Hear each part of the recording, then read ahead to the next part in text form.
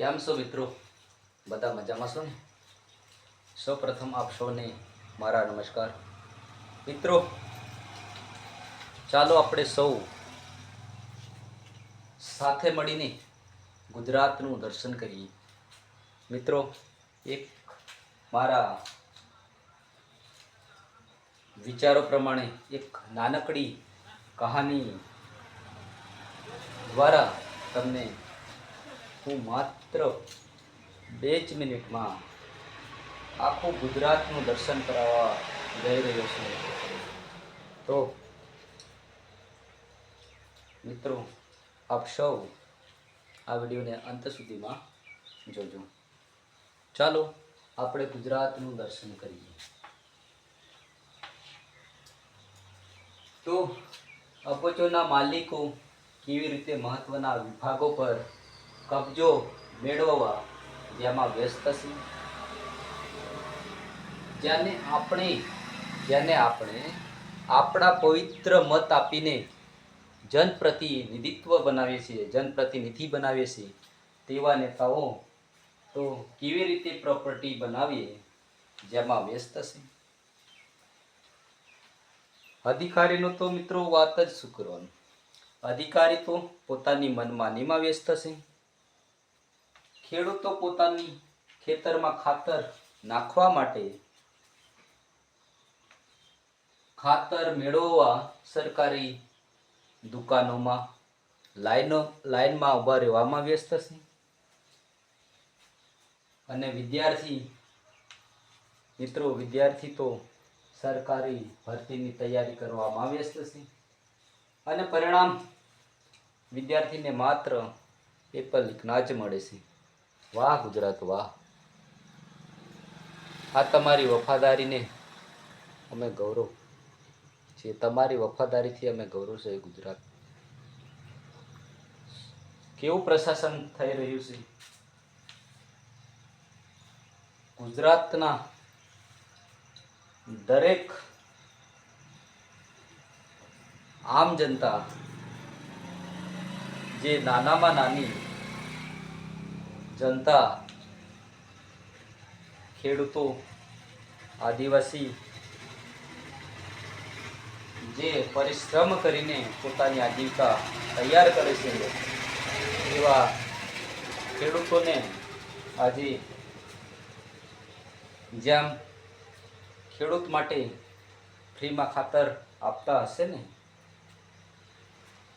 એ પ્રકારે મિત્રો આ લોકો ખાતરનો પૂરેપૂરો ભાવ લઈ લે છે. તેમ છતાં આધાર કાર્ડ કે ખેતરની જમીનની નકલ માંગીને ખેડૂતોને લાઈનમાં ઊભા રહેવા પડે છે. મિત્રો, તો આ નાનકડી કહાનીનું જે વિસ્તૃત વર્ણન કરવા જઈએ ને મિત્રો, તો ખૂબ જ તાત્પર્ય નીકળે છે મિત્રો.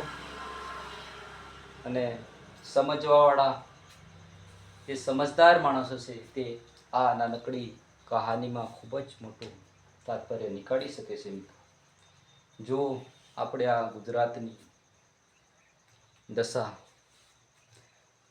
મિત્રો, આમાં હું દરેક વ્યક્તિનો ટાર્ગેટ નથી કરતો કે દરેક વ્યક્તિને ખરાબ નથી માનતો, પરંતુ કેટલાક એવા પ્રશાસનમાં બેઠેલા અધિકારીઓ કે નેતાઓ માત્ર ને માત્ર પોતાના સ્વાર્થ માટે જ બને છે, એવા દરેક પ્રશાસનો તેમજ અધિકારીઓને કહી રહ્યો છું કે તમે જ્યારે નાના માણસ હશે, જ્યારે તમે પણ ગરીબી તમારી જિંદગીમાં જોઈએ છે મિત્રો, તો તમે આવું ક્યારેય ના કરી શકો. ખેડૂતની વેદના તો સાંભળો. ખેડૂત છે મિત્રો, જે પોતે રાત દિવસ પરિશ્રમ કરે છે અને જે અન્નનું ઉત્પાદન કરે છે, તેમજ પૂરા ગુજરાતને પહોંચાડે છે.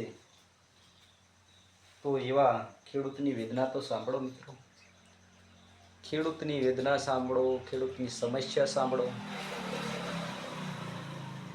અને પ્રજા તમારા ભરોસે તમને મતદાન કરે છે, તો એનું તો માન સન્માન તો રાખો. બસ હું આટલું જ કહેવા માંગુ છું.